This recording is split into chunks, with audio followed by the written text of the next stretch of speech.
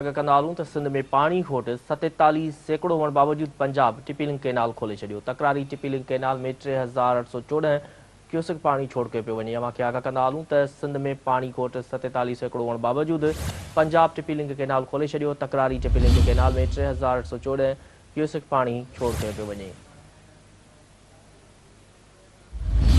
अव्हांखे आगाह कंदा हलूं त सिंध में पाणी खोट 47 सैकड़ो हुअण बावजूद पंजाब टिपीलिंग कैनाल खोले छॾियो।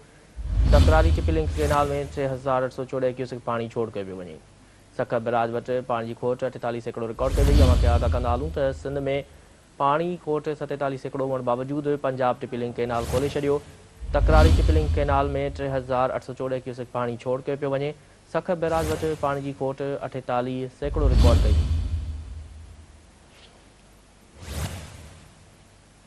अव्हांखे आगाह कंदा हलूं त सिंध में पाणी खोट 47 सैकड़ो हुअण बावजूद पंजाब टिपीलिंग कैनाल खोले छॾियो। तकरारी टिपीलिंग कैनाल में 3814 क्यूसेक पाणी छोड़ कयो पियो वञे। सखर बैराज वटि पाणी जी खोट 48 सैकड़ो रिकॉर्ड कई वई।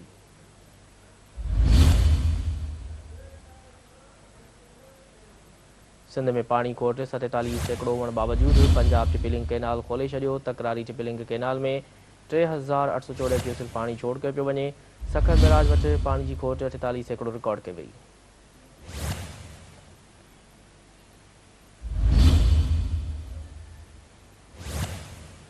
सिंध में पाणी खोट 47 सैकड़ो हुअण बावजूद पंजाब टिपीलिंग कैनाल खोले छॾियो। तकरारी टिपीलिंग कैनाल में 3814 क्यूसेक पाणी छोड़ कयो पियो वञे।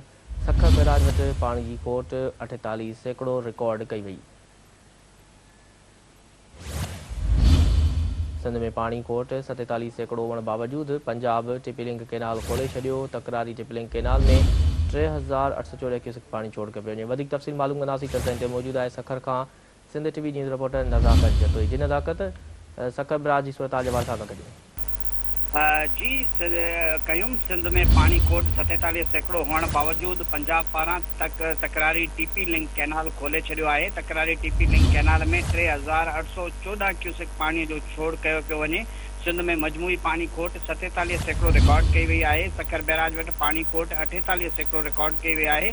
सखर बैराज जो मथां वकिरो 24,860 क्यूसेक ऐं हेठां वकिरो 6,630 क्यूसेक रिकॉर्ड कियो वियो आहे। सखर बैराज वटि पाणी घुर्ज 28,855 क्यूसेक आहे, जॾहिं त वाहन खे 18,230 क्यूसेक पाणी ॾिनो पियो वञे।